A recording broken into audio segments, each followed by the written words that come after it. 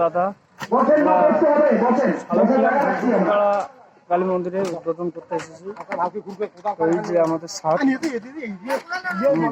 এই যে আমাদের কর্মকর্তা মিস্ত্রিরা,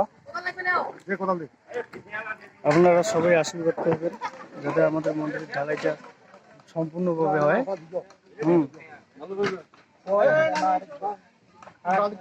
এই যে আমাদের প্রধান কর্মকর্তা জলঢাকার প্রেম মিনিস্টার পরেশবাবু আমাদের মাঝখানে উপস্থিত আছেন, জনগণের মাঝখানে। তো